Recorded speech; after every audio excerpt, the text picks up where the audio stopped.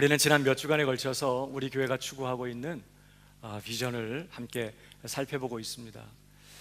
사실은 오늘까지 마치면 좋겠다 했는데 조금 더 해야 될 것 같아요. 끝나는 대로 다시 로마서 강해가 시작될 것입니다. 자, 우리 교회가 5가지 비전이 있는데, 자, 그 첫 번째가 뭐였죠? 하나님을 온전히 예배하는 교회가 되는 것입니다. 우리 다른 거 하지 않으려고요. 그저 함께 모여서 열심히 하나님 높이고 하나님 찬양하고 하나님 예배하는 일에 전심전력을 다하려고 합니다.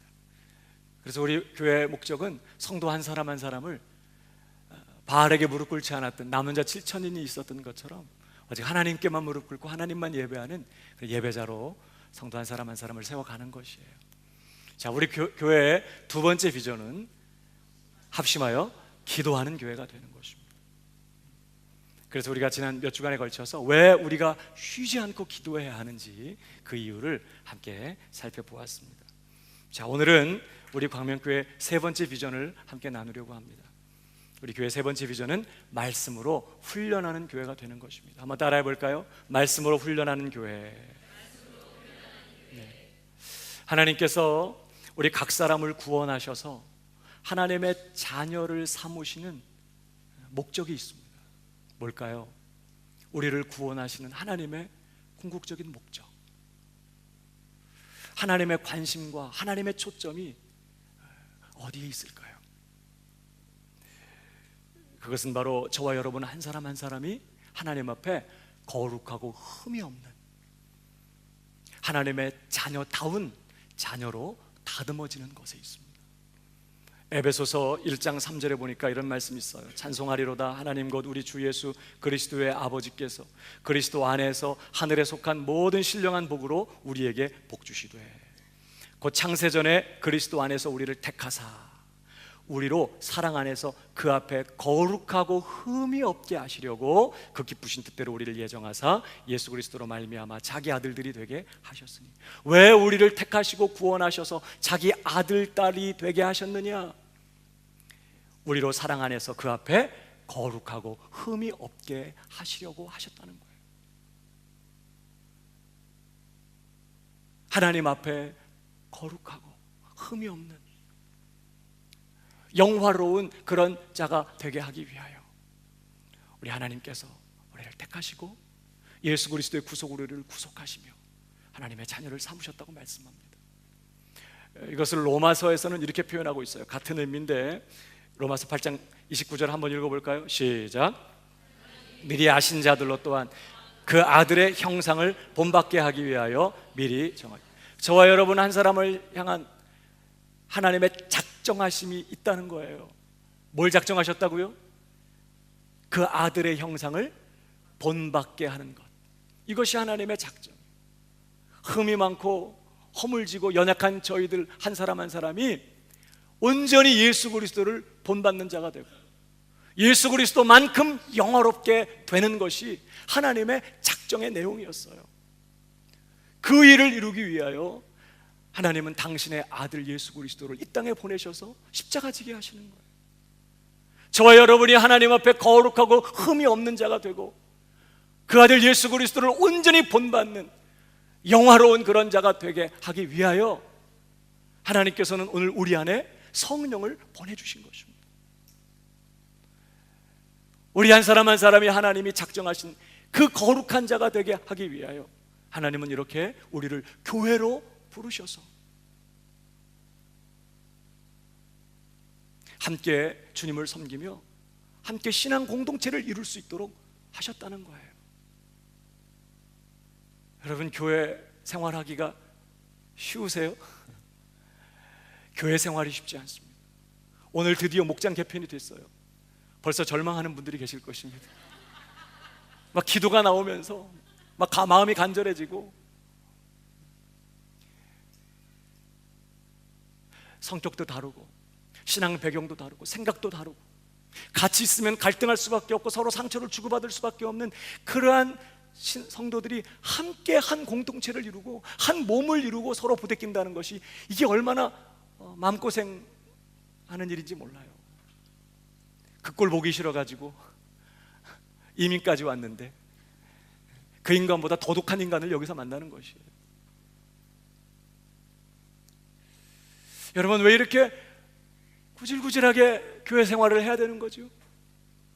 그냥 어디 혼자 들어가서 그냥 좋은 설교 들으면서 혼자 신앙생활해도 충분할 것 같은데, 왜 하나님이 우리를 이렇게 그분의 몸된 교회로 우리를 부르셔서, 정말 이런 표현 죄송해요, 구질구질하게, 어떤 땐 정말 견디면서 신앙생활을 해야만 합니까? 하나님의 목적이 있기 때문에 그래요. 허물 많고 모나고 참 많이 다듬어져야 될 우리들을 함께 모으시고 서로 보대끼면서 거기에서 깎이고 또 깎이고 깎여서 우리 한 사람 한 사람이 하나님 앞에 거룩하고 흠이 없는 그 아들의 형상 예수 그리스도의 모습을 온전히 담아내는 그런 하나님의 자녀다운 하나님의 사람들로 우리를 다듬어내기 위하여 우리를 교회로 부르시고 이 교회 안에서 신앙생활을 하도록 하셨다는 거예요. 사실 교회보다 더 하나님께서 우리를 깎고 다듬어 가시는 기관이 가정인 것입니다. 행복하려고 결혼했지만 하나님의 관심과 목적은 우리가 결혼해서 행복해지는 것보다 우리가 거룩해지는 것에 있어요. 남편을 거룩하게 하시고 신실한 아내를 통하여 남편을 거룩하게 하시고 신실한 남편을 통하여 아내를 거룩하게 하시고, 그 신실하다는 말은 성격이 못 같은 것도 포함되고 있습니다. 그래서 우리를 다듬어 철이 들게 하시고 자기를 포기하고 십자가를 붙들고 예수 그리스도를 따르며 더 주님을 닮아가고, 이제 시간이 가면서 사람들이 우리의 모습을 보면서 우리의 인격 속에서 예수 그리스도를 보게 될 때까지 하나님 우리를 다듬어내기 위하여 우리를 가정으로 부르시고, 그리고 이렇게 교회 공동체로 우리를 불러서 함께 보대끼며 오늘 여기에 우리가 있도록 하셨다라는 사실을 우리가 기억할 필요가 있는 거예요. 그러니까 교회의 가장 중요한 사명이 뭘까요? 사람을 많이 끌어모으는 게 아니에요. 큰 교회를 이루는 게 아닌 것이에요. 좋은 건물을 마련하고 그럴듯한 조직을 만들어서 그저 교회 생활, 종교 생활하기 편한 공동체를 만드는 게 교회 목적이 아닌 것이에요.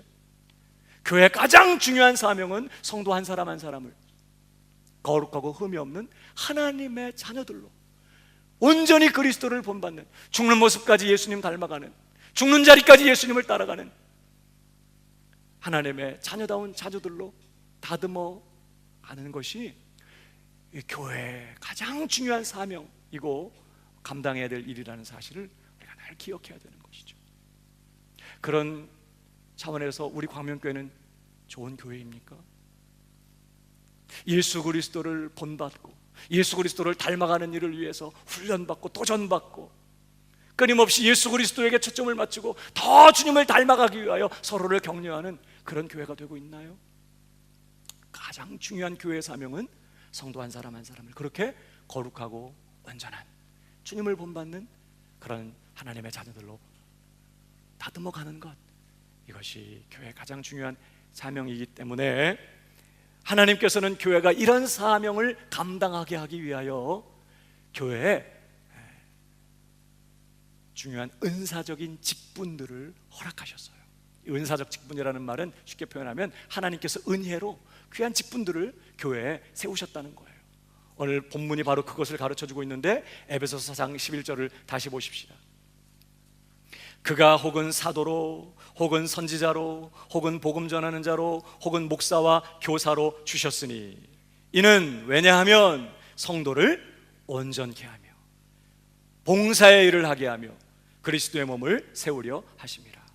성도가 온전케 되고 온전한 성도들이 봉사의 일을 감당하고 그래서 주님의 몸이 온전하게 세워지는 이 일을 위하여 하나님께서 누굴 세우셨다고요? 사도, 선지자, 또 복음 전하는 자, 오늘날로 말하면 선교사를 말하죠. 또 목사와 교사를 세우셨어요. 뭐 하시려고? 이는 성도를 온전케 하며. 성도를 온전케 한다는 것은 다른 말로 하면 성도 한 사람 한 사람이 온전히 예수 그리스도를 본받아 거룩하고 흠이 없는 자로 세워져가는 이 일을 위하여 하나님께서 이러한 은사적인 직분들을 교회 안에 허락하셨다라고 말씀하는 거예요. 여러분, 그래서 13절도 계속 보시면 우리가 다 하나님의 아들을 믿는 것과 아는 일에 하나가 되어 온전한 사람을 이루어 그리스도의 장성한 분량이 충만한 데까지 이르리니, 하나님의 모든 관심이 여기에 있어요. 교회의 목사와 교사를 세우시고 복음 전하는 자, 사도와 선지자들을 주셨던 하나님의 목적, 우리가 다 하나님의 아들을 믿는 것과 아는 일에 하나가 되어 온전한 사람을 이루어서 어디까지? 그리스도의 장성한 분량이 충만한 데까지 자라가는, 거룩해져가는, 여기에 하나님의 모든 초점이 있어. 15절도요. 같이 읽어보겠습니다. 시작. 오직 사랑 안에서 참된 것을 하여 범사에 그에게까지 자랄지라. 그는 머리니 곧 그리스도. 어디까지 자라가라고요? 머리 되신 예수 그리스도만큼 자라가는 이 일이 하나님이 우리 한 사람 한 사람을 향한 가장 중요한 관심이에요. 그 일을 이루기 위하여 우리를 불러 이 광명교회라고 하는 공동체 안에 있게 하시고, 여기에서 마음고생하고 때로는 여러 가지 상처도 받고 그러면서 다시 말씀으로 또 도전하고 또 도전하면서 그렇게 성도들이 온전해져가는 이 일을 이루기를 원하셨다 하는 것을 우리가 기억해야 되는 것이죠. 중요한 것은 이렇게 성도 각 사람이 그리스도를 닮아 온전케 되는 이 일을 위하여 하나님이 교회 안에 이런 은사적 직분들, 사도, 선지자, 복음 전하는 자, 목사와 교사들을 세우셨다는 거예요. 그런데 여러분, 자, 성도를 온전케 하기 위하여 세우신 이러한 은사적 직분들의 공통적인 특징이 뭐죠? 사도, 선지자, 복음 전하는 자, 목사와 교사, 다 한결같은 특징이 뭐예요? 모두가 다 말씀의 사역자들이라는 거예요. 교회 앞에 줄기차게 하나님의 말씀을 가르치고 말씀을 선포하고 말씀을 증거하는 말씀의 수종자들이에요. 사도나 선지자나 혹은 복음 전하는 자나 목사, 교사는 그래서 자유가 없어요. 자기 생각을 전하는 자들이 아니에요. 자기 지식을 가지고 사람들을 설득시키고 가르치는 게 아니에요. 그들에게는 어떤 자유도 없어요. 오직 하나님께로부터 받은 그 복음의 말씀, 사도들을 통하여 우리에게 전해준 이 성경의 말씀, 이 말씀을 부지런히 올바르게 성도들에게 가르치고 증거하고 또 이 말씀을 가지고 성도들을 격려해서 성도들을 온전케 하는 이 일을 위하여 메인자들이 이 말씀의 사역자들이라는 거예요. 여러분, 이 말씀이 뭘 의미할까요? 성도를 온전케 하기 위하여 하나님께서 세우신 이 은사적 직분들이 하나같이 말씀의 사역자들이라는 이 말씀이 우리에게 주는 교훈이 뭘까요? 성도가 온전케 되는 일을 위해 절대적으로 뭐가 필요하다? 하나님의 말씀이 필요하다는 거예요. 우리가 거룩해지고 우리가 흠이 없는 자로 자라가게 되고 예수 그리스도로 온전히 본받게 되는 이러한 거룩해져가는 변화를 위하여 우리에게 절대적으로 필요한 것은 큰 건물이 아닌 것이에요. 사람들이 많이 모여야 되는 것도 아니에요. 무슨 실력 있는 목사가 필요한 것도 아닌 것이에요. 정말 중요한 것은 하나님의 말씀이 줄기차게 온전하게 교회 안에서 가르쳐지고 선포되고 그 말씀이 교회 안에서 올바르게 증거되는 일이 절대적으로 중요하다는 것이에요. 여러분, 교회 안에 말씀 사역이 얼마나 중요한지 몰라요. 하나님의 말씀이 성도들을 처음에 구원받을 때 거듭나게 할 뿐만 아니라, 그렇죠, 우리가 거듭날 때 너희가 거듭난 것이 썩어질 씨로 된 것이 아니라 썩지 아니할 하나님의 말씀으로 되었다고 했어요. 성령께서 우리를 처음 거듭나게 하실 때도 말씀을 가지고 우리를 거듭나게 하셨는데, 거듭나게 된 신자들이 점점 자라서 온전해지고 그리스도를 닮게 되고 거룩해져가는 이 일을 위해서도 절대적으로 하나님의 말씀이 필요하다는 것을 성경이 우리에게 보여주고 있는 것이에요. 여러분, 사도행전 11장을 보면요, 스데반의 순교를 기점으로 해서 예루살렘 교회에 큰 핍박이 일어났습니다. 그래서 그 핍박 때문에, 박해 때문에 많은 성도들이 각지로 흩어지게 됩니다. 그 중에 부브로와 구레네 출신의 몇 성도들이 저 윗지방인 수리아 안디옥이라는 곳까지 가게 돼요. 그리고 거기에서 다른 유대인 성도들은 유대인들에게만 복음을 전했는데 이분들은 헬라인들에게, 이방인들에게도 복음을 전했어요. 그러자 수많은 이방인들이 그리스도께로 돌아오게 됩니다. 구원을 받게 되는 것이에요. 예수 믿고. 그래서 안디옥에 많은 믿는 자들이 생겼고 거기에 교회가 세워지게 됩니다. 이 소식을 예루살렘 교회가 듣게 돼요. 많은 무리가 모여서 함께 예배를 드리며 교회를 이루게 되었는데 그 교회를 섬길 목회자가 없었어요. 그래서 예루살렘 교회가 안디옥 교회를 위해서 바나바를 목회자로 파송해요. 바나바가 성령 충만하고 은혜 충만하고 믿음 충만한 이 바나바가 그 안디옥 교회에 가서 얼마나 충성스럽게 열심히 교회를 섬겼든지 교회가 계속 부흥해. 더 많은 사람들이 구원을 받고 그 교회가 계속 성장하게 됐어요. 이제는 바나바 혼자서는 도저히 교회를 섬길 수가 없는 지경이 되었습니다. 그때 바나바가 한 일이 있었어요. 그것이 사도행전 11장 25절 이하에 기록되고 있는데 보실까요? 바나바가 누구를 찾아갔어요? 사울을 찾으러 다소라는 곳에 갑니다. 다소에 가서 만남에 안디옥에 데리고 와서 둘이 교회에 1년간 모여 있어 큰 무리를 뭐 했어요? 바나바와 이 바울이 한 일은 딴 게 아니에요. 1년간 교회에 있으면서 큰 무리를 하나님의 말씀으로 부지런히 가르치고, 그 다음에 어떤 일이 일어났습니까? 큰 무리를 가르쳤고 제자들이, 여기 제자들은 사도행전에서 예수 믿는 신자들을 지칭하는 표현이에요. 여러분, 신자는 제자인 줄로 믿습니다. 신자 중에 열심히 있는 몇 사람이 제자가 되는 게 아니라 예수를 믿는 신자는 다 예수님을 따라가는 예수님의 제자예요.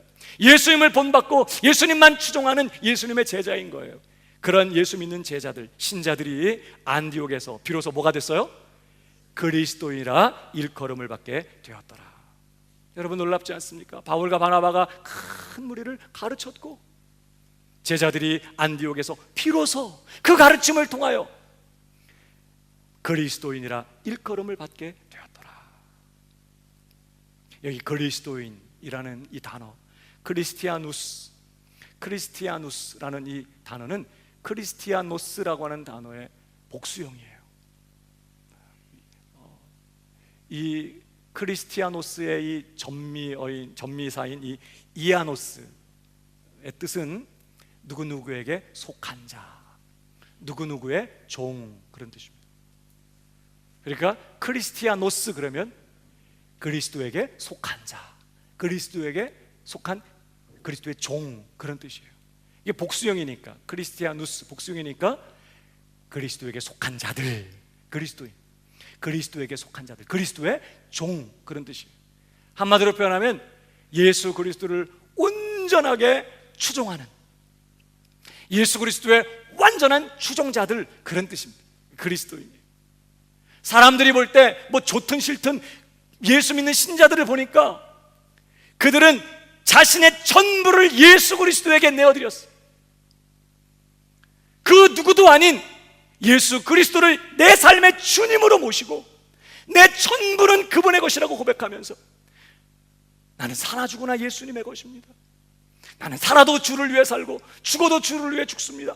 이렇게 고백하면서 자신의 전부를 예수님께 내어드리고 예수 그리스도를 자신의 삶의 목표로 삼고 예수 그리스도를 바라보고 예수 그리스도를 의지하고 전심으로 예수 그리스도를 따르며 예수 그리스도를 본받아 사는 그런 사람들이 있더라는 거예요. 믿는 사람들을 보니까.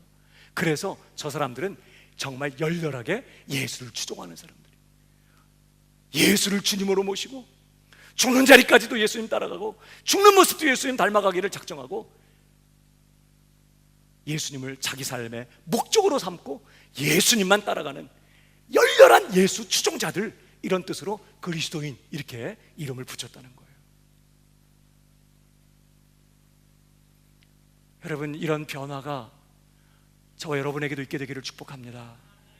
예수를 믿는 신자의 자리에 남아있는 것이 아니라, 제자의 자리에 그냥 있는 것이 아니라, 이제는 진정한 그리스도인으로서 열렬하게 예수 그리스도를 추종하고 죽는 자리까지 예수님 따라가고 죽는 모습도 예수님 닮아가는 진짜 예수님의 주종자, 진짜 예수쟁이가 돼야 되는 거예요. 누가 보든지 뭐 그래서 좋아하든 싫어하든 상관없이 어쨌든 저 사람은 열렬한 예수 주종자야. 이런 역사가 우리에게 일어나야 되는 것이죠. 여러분, 그런데 안디옥에 있는 이 제자들이 어떤 일을 통해서 이렇게 그리스도인이라 칭함을 받게 됐다고요? 1년간 바울과 바나바가 열심으로 하나님의 말씀을 전했어요. 하나님의 말씀을 가르치고 하나님의 말씀을 전해서 이러한 역사들이 일어났다고 하는 것입니다. 여러분, 말씀이 성도를 온전케 하는 걸 믿으시기 바랍니다. 한 사람의 신자를 온전한 그리스도인으로 만들어가는 이 일이 오직 말씀으로만 일어나는 것이에요. 옆 사람에게 한 번 더 얘기해줘요. 말씀이 성도를 온전케 합니다. 옆 사람에게 한 번 더, 말씀이 당신을 온전케 할 것입니다. 여러분, 그래서요, 바울은 다른 거 하지 않아요. 그의 일평생에 그가 전심전력하여 자신의 이 사도로서 받은 사명을 감당할 때 그가 힘썼던 것은 딴 게 아니었어요. 골로새서 1장 28절에 보니까 우리가 그를 전파하여 각 사람을 권하고 모든 지혜로 각 사람을 가르침은, 복음의 말씀, 진리의 말씀, 예수 그리스도의 말씀을 가지고 권하고 가르치는 것은 각 사람을 그리스도 안에서 완전한 자로 세우려 함이니. 다른 종교 행사하지 않았어요. 다른 프로그램을 가지고 사람들을 이끌지 않았어요. 바울은 한 사람 한 사람을 그리스도 안에 완전한 자로 세워가기 위하여 그는 줄기차게 뭐 했어요? 예수 그리스도만 증거하고 복음의 말씀만 가르치고 하나님의 말씀만, 진리의 말씀만 줄기차게 가르쳤다는 것이에요. 권하고 가르치고. 29절, 이를 위하여 나도 내 속에서 능력으로 역사하시는 이의 역사를 따라 힘을 다하여 수고했다고. 그가 힘쓴 것은 하나님의 말씀을 듣든지 아니 듣든지 가르치는 것이었어요.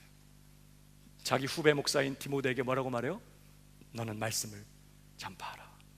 때를 얻든지 못 얻든지 항상 힘쓰라고 그렇게 권면했던 것이죠. 말씀이 성도를 온전케 하는 것입니다. 그래서 여러분, 교회 안에 이 말씀 사역이 얼마나 중요한지, 말씀을 통하여 은혜 받는 것이 너무나 중요해요.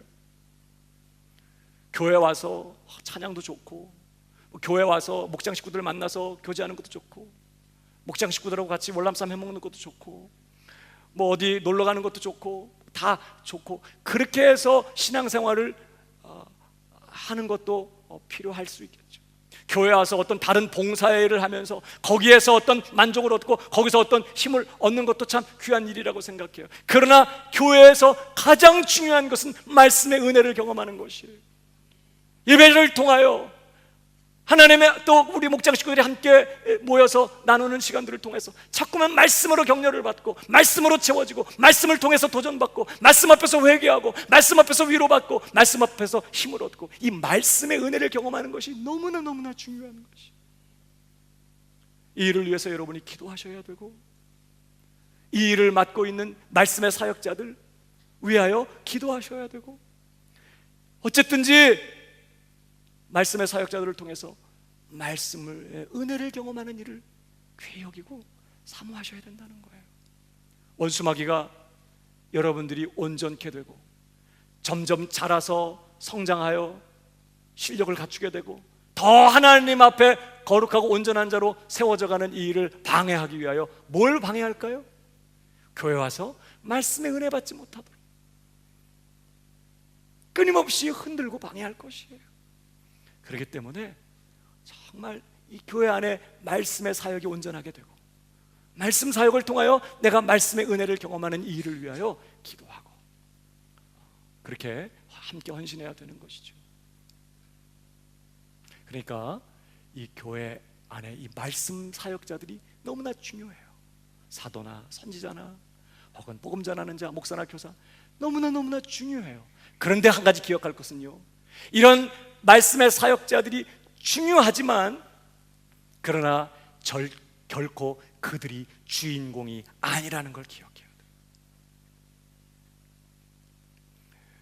주인공은 여러분들이에요. 말씀의 사역자가 교회의 주인공이 아니에요. 여러분, 이 사실을 바울이 고린도전서에서 이렇게 설명하고 있습니다.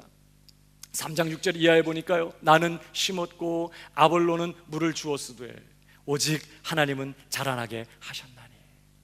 여기 지금 나는 심었고 아볼로는 물을 주었다, 이것은 고린도 교회를 말씀으로 섬겼던 바울과 아볼로의 사역을 비유적으로 표현한 말씀입니다. 바울이 열심히 가서 씨를 뿌리고 말씀으로 교회를 정말 섬겼다면 그 다음에는 또 아볼로라는 분이 와서 계속해서 바울 사역을 이어서 또 말씀으로 잘 가르쳤어요. 그래서 고린도 교회가 계속해서 잘 서갔던 것이에요. 중요한 것은 그렇게 나는 심었고 아볼로는 물을 주었지만 오직 누가 자라게 하신다고요? 하나님께서 자라게 하신다는 거예요. 교회 성도들 한 사람 한 사람이 자라는 이 일을 위하여 하나님께서 바울과 아볼로를 사용하신 것입니다. 그들이 온전케 되고 더 그리스도를 닮게 되고 하나님 앞에 거룩하고 흠이 없는 성도다운 성도, 하나님의 자녀다운 자녀로 자라가고 완성되는 이 일을 위하여 하나님께서 바울도 보내시고 또 아볼로도 쓰시고 그들의 사역을 사용하시면서 교회를 자라나게 하셨다는 거예요. 누가? 하나님께서. 그러면서 7절을 보세요. 그런즉 이 심는 이나 물 주는 이는 어떻다고요? 아무것도 아니에요. 하나님의 목적은 이들이 아닌 거예요. 심는 이나 물 주는 이는 아무것도 아니로되 오직 자라나게 하시는 이는 하나님뿐이시니라. 심는 이와 물 주는 이가 일반이나 각각 자기의 일하는 대로 자기의 상을 받으리라. 우리는 하나님의 동역자들이요 너희는 하나님의 밭이요 하나님의 집이니라. 무슨 말일까요? 이게 바울이 하는 말이 딴 게 아니에요. 우리가 목적이 아니라는 거예요. 하나님의 목적은 우리 사역자들이 아니라 누구라고요? 하나님의 밭인 바로 너희들이라는 뜻이에요. 하나님의 집인 바로 너희들이라는 거예요. 하나님께서 그분의 밭을 기경하시고 밭을 일구어서 그 밭을 통해 30배, 60배, 100배의 소출을 얻으시고 하나님이 원하시고 계획하신 대로 그 하나님의 집이 온전하게 세워지는 그 일을 목적하고 일꾼으로 보낸 사역자들이 바울과 바나바 혹은 바울과 아볼로일 뿐이라는 거예요.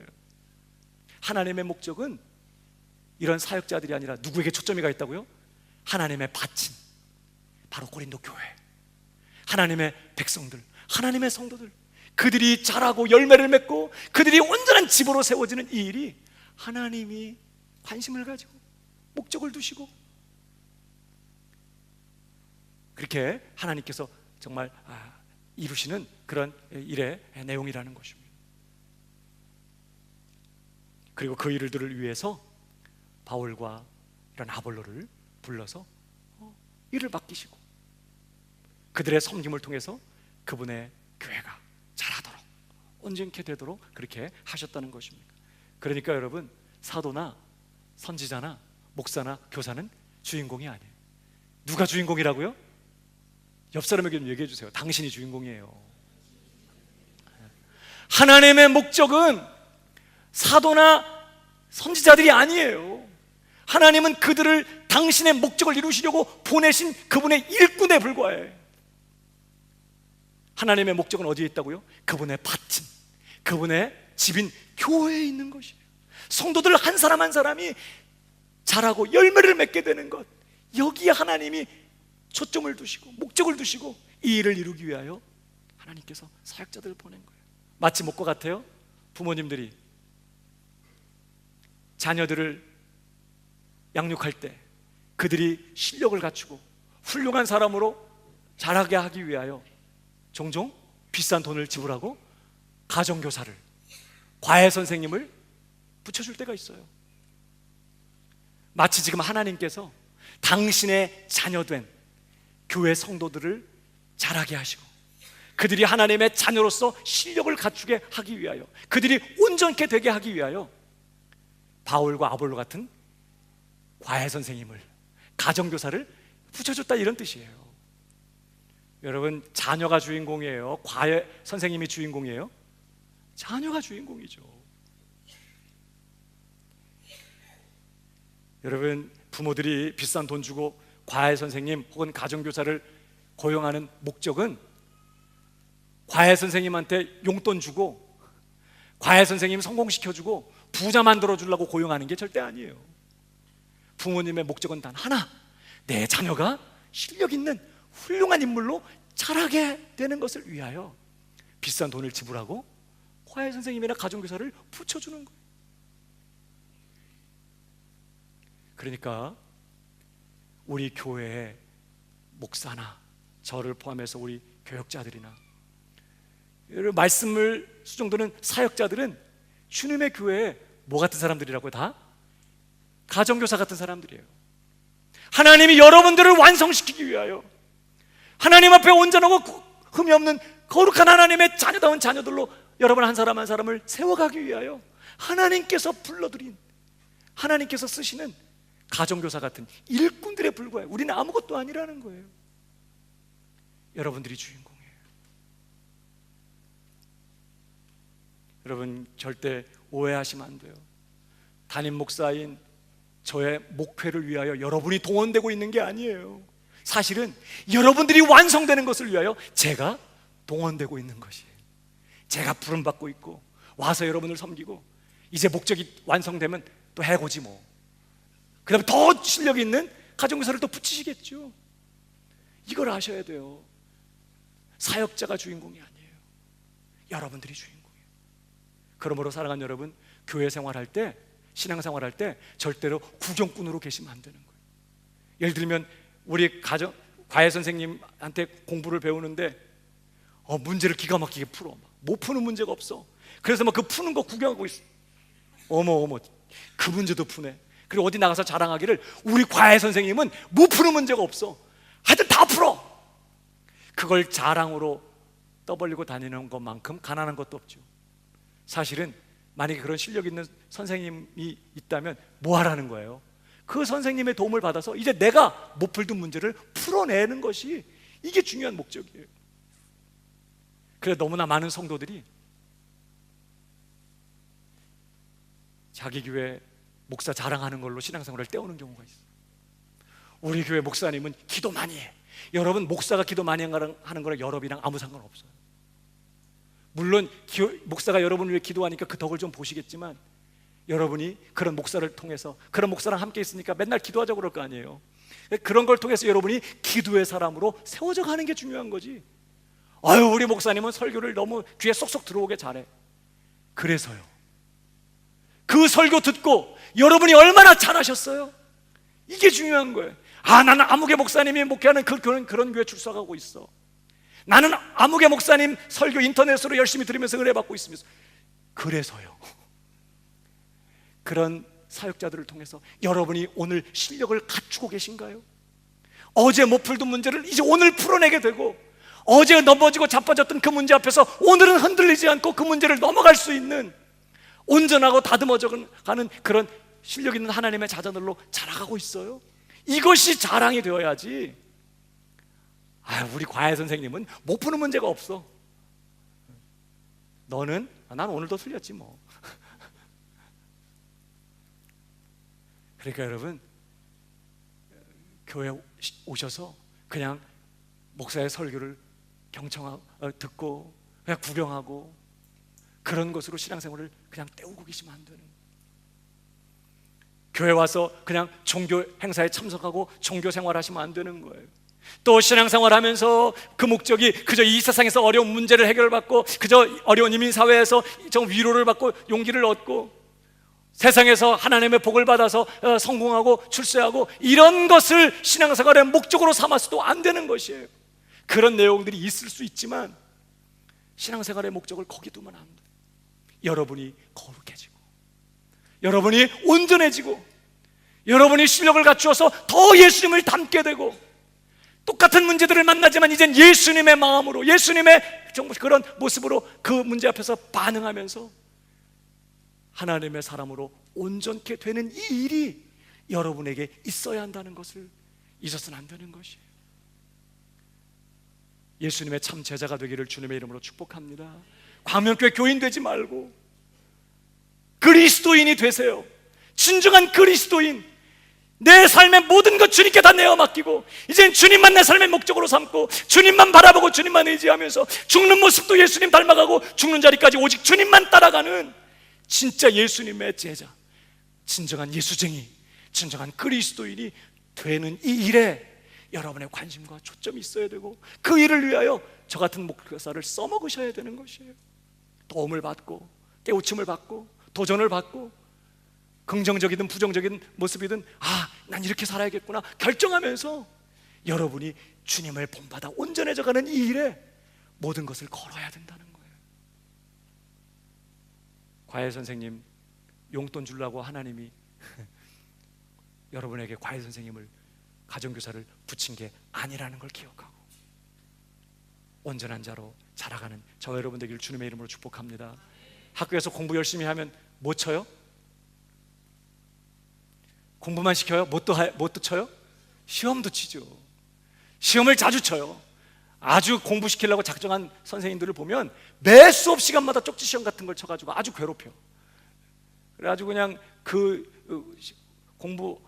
과목 그 수업에 들어가려면 막 또 했던 거 또 반복해서 복습해야 되고 아주 그냥 몸살을 하고, 어쨌든 얼마나 그동안 배운 것을 가지고 실력을 갖추었는지를 확인하는 방법은 시험 치는 것밖에 없어요. 여러분, 하나님도 마찬가지예요. 사무엘상에 보면 하나님은 지식의 하나님이시라 행동을 달아보시느니라. 우리가 얼마나 믿음을 갖추었는지, 얼마나 그리스도를 본받게 되었는지 우리의 행동을 달아보시는 거예요. 테스트하신다는 거예요. 공부했으면 자주자주 시험을 쳐. 하나님 정말 실력을 갖추었는지. 원수 마귀의 공격을 통해서 또 시험 받는 것을 허락하시고, 우리 옆에 있는 우리 식구들의 연약한 모습으로 시험 받는 것도 허락하시면서 계속해서 시험 치는 것입니다. 얼마나 그리스도를 닮고 변화되고 온전해져 가고 있나. 그래서 이제 이 과정을 잘 밟아서 이제 정말 하나님이 주시기 원하시는 그 축복 감당할 자격자가 되고 있는가, 하나님께서 끊임없이 자주자주 시험을 치르신다는 거예요. 어때요? 시험 치르실 때 하나님이 원하는 모범 답안을 잘 쓰고 계세요? 출제자의 의도를 파악해갖고 출제자가 원하는 답을 써야지 점수가 나오는 거지, 출제자가 원하지 않는 엉뚱한 답을 쓰면 꽝인 것입니다. 자주자주 시험이 올 때 답은 아주 쉬워요. 사실은 다 어디 있어요? 다 여기 있는 것들이고요. 매 주일마다 목사가 떠들어. 이 문제 나오면 이렇게 쓰시고, 이런 문제 나오면 이렇게 하시고. 답은 아주 쉬워. 항상 기뻐하기. 이게 답이에요. 쉬지 말고 기도하기. 몰라요? 얼마나 못이 박히게 들어. 근데 문제는 시험 칠 때 생각이 안 난다는 거야. 그게 시험이구나, 이 시험 잘 쳐야지, 답이 이거야, 이게 이제 실력이거든요. 근데 이상하게 막 들어도 딱 시험을 만나면 답은 생각이 안 나고 옛날 실력으로 그냥 반응해. 엉뚱한 답을 또 써요. 쉬지 말고 기도하기. 범사에 감사하기. 아무것도 염려하지 말고 오직 모든 일에 기도와 간구로 감사함으로 나의 구할 것을 하나님께 아뢰기. 끝까지 사랑하며 용서하기. 지극히 연약한 자 한 사람 예수님처럼 존중히 여기며 섬기기. 절대 남의 말 하지 않기. 비방하거나 판단하거나 험담하지 않기. 오직 믿음의 말 하기. 답은 쉬워요. 근데 실력 있는 사람은 시험 칠 때 그 답을 쓰는 것이고, 아직 내 실력이 안 되면 옛날 실력 갖고 답을 쓰는 것이에요. 어때요? 하나님이 원하시는 답 잘 쓰고 계세요? 왜 갑자기 고개를 숙이는 거예요? 여러분 어떻습니까? 지난 주간에 어떤 시험 치르셨어요? 가정에서 남편 자녀들과 함께 보대끼면서, 아내와 함께 계시면서, 혹은 직장에서 어떤 시험 치르셨어요? 오늘도 지금 이 목장 편성이라는 엄청난 시험이 기다리고 있어요. 그게 시험이었어? 이렇게 또 하시는 분, 시험인지도 모르고 또 당하고, 모범 답안을 써야 되는 거 생각도 못하고 옛날 실력으로 그냥 반응해서 또 뚜껑 열고 혈기 부리고 함부로 말하고 또 그랬나요? 여러분, 시험 잘 치르면, 시험 잘 통과하면 어떤 일이 벌어집니까? 여러분, 야고보서 1장 12절 같이 읽어보겠습니다. 다 같이 시작. 참는 자는 복이 있다다. 이것이 옳다 인정함을 받은 후에 주께서 자기를 사랑하는 자들에게 약속하신 생명의 면류관을 얻을 것이다. 시험 잘 치르면 진급하는 거예요. 한 학년 더 진급하게 되고 더 많은 책임과 더 많은 은혜와 더 많은 복을 누리게 되는 것이. 그러나 시험을 패스하지 못하면 그 실력을 갖출 때까지 다시 유급이야, 유급. 옆 사람에게 한번 물어보세요. 몇 년째 유급하고 계세요? 어떤 성도님들은 똑같은 문제에서 계속 넘어져. 하나님은 제발 좀 그 문제를 넘어가로 계속 똑같은 문제를 출제하시는데 항상 똑같은 문제 앞에서 똑같은 답만 써. 얼마나 고집이 센지. 가르쳐준 대로, 말씀이 가르쳐준 대로 답을 쓰면 얼마나 좋을까. 언제까지 그 시험이 올까요? 하나님이 원하시는 답 쓸 때까지. 그래서 하나님이 옳다 인정하실 때까지 계속 같은 문제가 출제될 거니까 알아서 하세요. 뭐 나라를 바꾸고 뭐 그런다고 그래가지고 뭐 교회 뭐 목장을 바꾸고 그런다고 그래갖고 해결될 문제가 아니야. 이제 간신히 견뎌가지고 그 사람이 다른 목장에 갔어. 더 강하신 분이 오시는 거예요.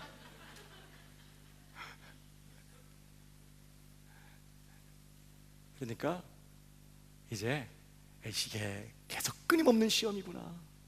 이 시험 잘 통과해야지. 하나님이 원하시는 답, 하나님이 감동 먹으실 만큼 기가 막히게 잘 써야지. 이렇게 딱 결정하고 하나님이 원하시는 답 잘 쓰면 복이 있다는 거예요. 생명의 면류관 하나님이 주신다는 거예요. 그러므로 사랑하는 여러분, 시험 잘 치르실 수 있기를 주님의 이름으로 축복합니다. 자꾸 같은 문제 때문에 반복적으로 넘어지면 이 부분이 나의 취약점인 줄 알고 그 부분 개선하면 진급하는 거예요. 그러나 그 부분 다루지 않으면 계속 같은 문제로 계속 유급하게 될 거예요. 저는 저와 여러분이 유급하지 않게 되기를 바랍니다. 계속 진급하고 여러분 계속 자라서 실력을 갖추고 그리스도 안에서 온전케 되시기를 주님의 이름으로 축복합니다. 뭐가 필요하다고요? 그 일에? 말씀이 절대적으로 필요해. 하나님의 말씀이 절대적으로 필요해. 이 말씀을 여러분들에게 가지고 섬기기 위하여 사역자들이 세워졌다는 거 기억하고, 내가 누구 설교를 듣고 어떤 교회를 출석하고 이게 자랑이 아니라, 그래서 내가 어떻게 그런 말씀을 통해 오늘 주님의 사람으로 다듬어져 가고 있는지에 대해서 자랑하면서 오늘 그렇게 부지런히 열심을 품고 말씀을 붙잡으시는 저와 여러분 되기를 주님의 이름으로 축복합니다. 여러분 맥체인 성경 읽기표 다 받으셨죠? 이거 어떻게 이제 올 감사하게도 2월 1일이네 1월 달 거 못 읽은 거 이제 십자가 아래 묻어버리면 돼요. 어떤 분들은 너무 또 성격이 완벽한 기질이 있어서 성경을 읽으면 처음부터 다시 해야 된다고 생각해. 그럴 필요 없어. 1월 달에 못 읽은 건 그냥 다 깨끗이 잊어버리고 2월 1일부터 다시 시작하시면 돼요. 또 어제 못 읽었어요. 오늘 어제 것까지 읽으려고 뭐 어제 거 정도는 읽어도 괜찮지만 일주일치 밀린 것도 읽으려고 막 하다 보면 또 짜증나. 그러니까 그냥 오늘 주어진 본문 읽고 그걸 통해서 오늘 내게 주시는 하나님의 음성에 귀를 기울이고 그 말씀을 가슴에 새기고 묵상하고 좋은 말씀은 암송하고 또 은혜되는 말씀 있으면 카톡도 보내고 그 말씀 가지고 하루를 살고 말씀을 힘있게 붙잡아야 돼요. 이 성경을 붙잡는데 이 5손가락이 필요한 것처럼 하나님의 말씀을 내 것으로 삼는데 5가지가 필요하다고 그랬죠? 잘 읽어야 돼. 부지런히 읽어야 돼. 잘 들어야 돼요. 그 다음에 스터디, 연구해야 돼요. 이 설교 시간에는 하나님의 말씀을 공부하는 시간이니까 하여튼 기회가 될 때마다 하나님의 말씀을 배워야 돼. 네 번째는요, 암송해야 돼. 은혜되는 말씀을 자꾸 가슴에, 마음에, 내가 주께 범죄치 아니하려 하여 주의 말씀을 내 마음에 두었나요. 자꾸 말씀을 두고. 5번째는 묵상해야 돼. 주야로 묵상하고 읽고 듣고 연구하고 암송하고 묵상하고 이 5손가락으로 말씀을 딱 잡으면 절대 뺏기지 않는 것이에요. 그러면 사랑하는 여러분, 올 한 해 다시 한번 분발하고 오늘 우리 심령 안에 말씀의 부흥이 일어나게 되기를 축복합니다. 말씀의 은혜를 경험하면서 온전해져서 더 정말 주님 닮아가는 일에 정말 그렇게 온전케 되는 저와 여러분 다 되기를 주님의 이름으로 축복합니다.